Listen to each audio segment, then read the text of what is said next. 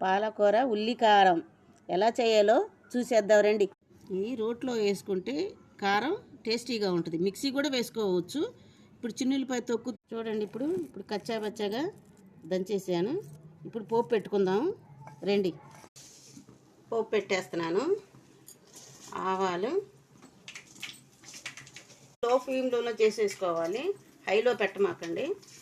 కారం వేసేస్తున్నాను. దగ్గర పడిపోయింది బాగా. ఇప్పుడు మనం ధనియాల పొడి వేసాను కదా. ఇప్పుడు పాలకూర బాగా సన్నగా తరుక్కోవాలండి. ఇప్పుడు వేసేసాను కదండి.